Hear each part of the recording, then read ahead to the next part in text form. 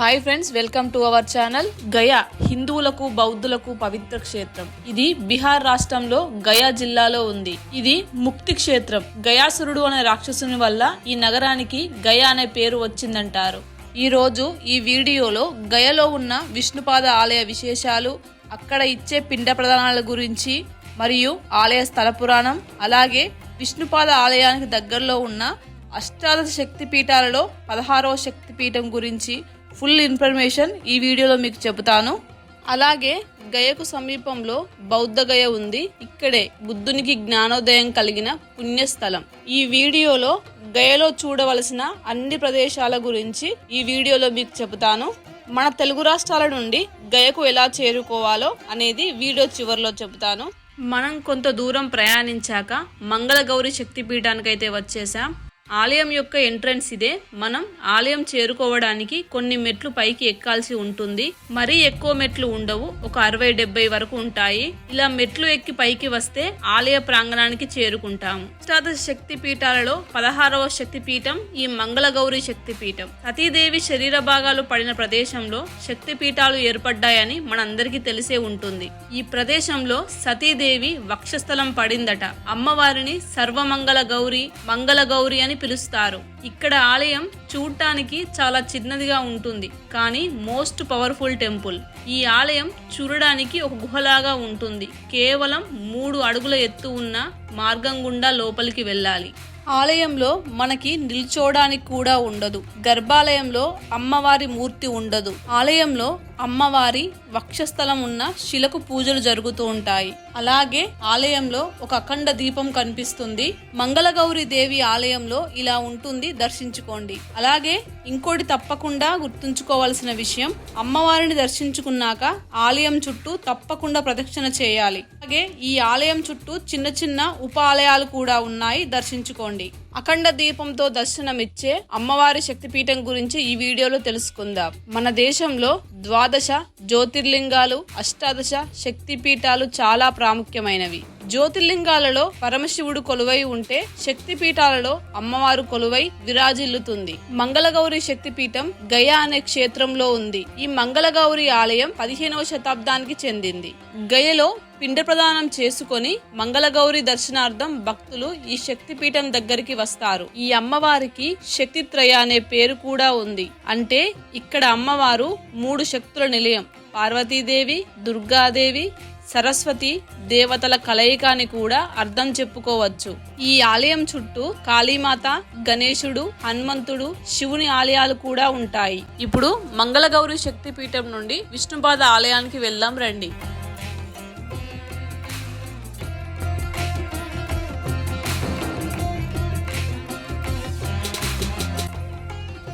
ఇప్పుడు ఈ ఆలయం యొక్క స్థల పురాణం తెలుసుకుందాం. పూర్వం గయాసురుడు అనే రాక్షసుడు ఉండేవాడు.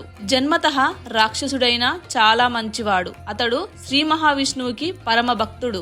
శ్రీ మహావిష్ణువు కోసం వేలాది సంవత్సరాలు తపస్సు చేసి ఆ మహాదేవుణ్ణి ప్రసన్నం చేసుకున్నాడు. విష్ణువు ప్రత్యక్షమైన తరువాత భూమండలంలోని అన్ని పరమ పవిత్రమైన తీర్థాల కంటే తన శరీరం అతి పవిత్రమైనది కావాలని కోరుకున్నాడు.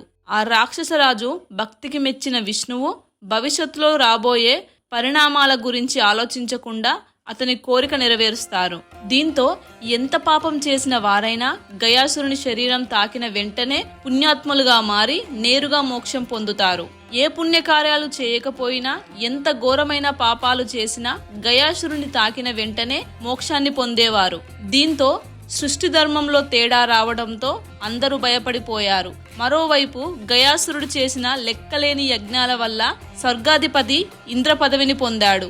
దీంతో ఇంద్రుడు పోయిన తన పదవిని పొందడానికి బ్రహ్మ గురించి ఘోర తపస్సు చేశాడు.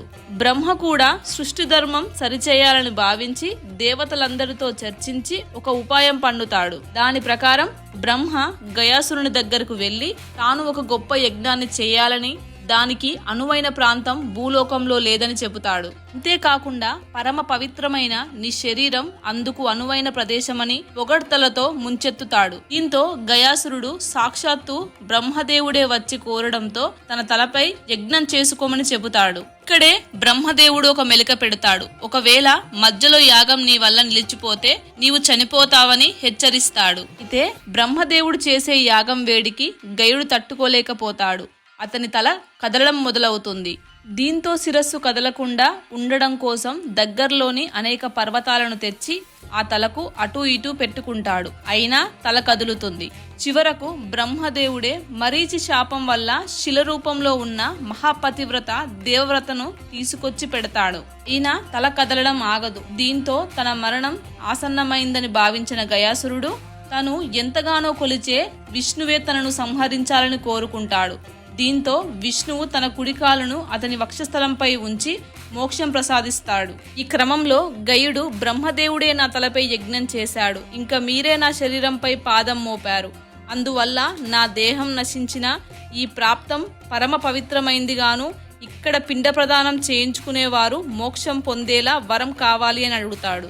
అంతేకాకుండా తన పేరున ఈ నగరం ప్రసిద్ధి చెందాలని ఇక్కడున్న పర్వతాలపై ముక్కోటి దేవతలు నివసించాలని కోరుకుంటాడు. తన భక్తుడి చివరి కోరికలను తీర్చి గయాసురునికి విష్ణువు ముక్తిని ప్రసాదిస్తాడు. టెంపుల్ లోపలికి ఎలాంటి ఎలక్ట్రానిక్ ఐటమ్స్ అలో చేయరు. టెంపుల్ పక్కనే లాకర్స్ ఉన్నాయి. లాకర్స్ లో పెట్టుకొని ఆలయం లోపలికి వెళ్లాల్సి ఉంటుంది. ఆలయం లోపల విగ్రహం ఉండదు, విష్ణుపాదం ఉంటుంది. ఆ విష్ణుపాదాన్నే మనం పూజిస్తాము. గయాసురుడిని భూమి అడుగునకు నెట్టే క్రమంలో విష్ణుమూర్తి పాదముద్ర ఉపరితలంపై మిగిలిపోయింది. పాదముద్ర ఇప్పటికీ కనిపిస్తుంది. మనం దానిని చూడవచ్చు. ఈ పాదముద్రపై శంఖం, గద వంటి 9 విభిన్న చిత్రాలు ఉన్నాయి. ఈ చిహ్నాలను విష్ణుమూర్తి ఆయుధాలుగా భావిస్తారు. భూమి అడుగుకు నెట్టబడిన తరువాత గయాసురుడు ఆహారం కోసం వేడుకోవడం ప్రారంభించాడు. ఇప్పుడు విష్ణుమూర్తి గయాసురునికి ఇలా వరమిస్తాడు. ప్రతిరోజు ఎవరో ఒకరు అతనికి ఆహారం పెడతారని, అలా పెట్టిన వారు స్వర్గానికి పంపబడతారని చెప్తారు. విష్ణుపాద ఆలయంలో విష్ణుపాదం ఇలా ఉంటుంది,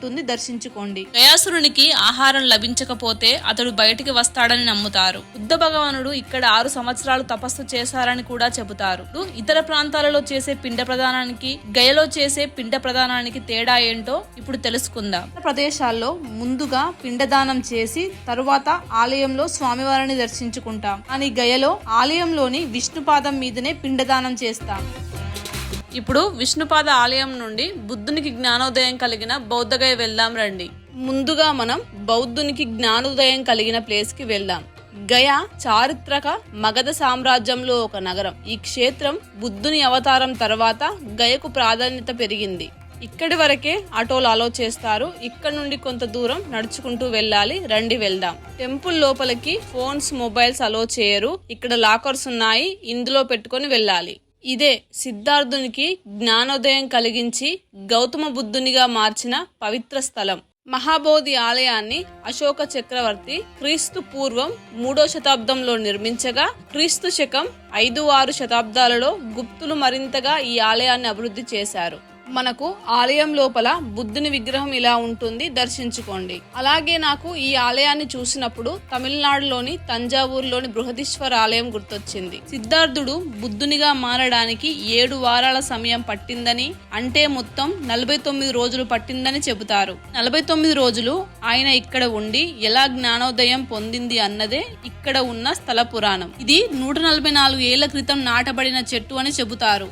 అలాగే ఇక్కడ టెంపుల్ గైడ్స్ కూడా ఉన్నారు. మీకు వీలైతే మాట్లాడుకోండి, వాళ్ళు మనకి ప్రతిదీ ఎక్స్ప్లెయిన్ చేస్తారు. ఇప్పుడు మనం మన తెలుగు రాష్ట్రాల నుండి గయకు ఎలా చేరుకోవాలో తెలుసుకుందాం. మన తెలుగు రాష్ట్రాల నుండి గయకు వెళ్లేందుకు వీక్లీ మరియు రెగ్యులర్ ట్రైన్స్ అందుబాటులో ఉన్నాయి. ఆ ట్రైన్ డీటెయిల్స్ నేను డిస్క్రిప్షన్ లో ఇస్తాను, చెక్ చేయండి. అలాగే గయలో ఇంటర్నేషనల్ ఎయిర్పోర్ట్ కూడా దగ్గరలోనే ఉంది. పాట్నా నుండి సుమారు 100 కిలోమీటర్స్ దూరంలో గయ ఉంటుంది. ట్రైన్ కి వచ్చిన వాళ్ళకి రైల్వే స్టేషన్ నుండి చాలా ఆటోలు, క్యాబ్లు అందుబాటులో ఉంటాయి. ఇంతటితో ఈ వీడియో అయిపోతుంది. మీకు ఎలాంటి డౌట్స్ ఉన్నా కామెంట్ చేయండి, రిప్లై ఇస్తాను.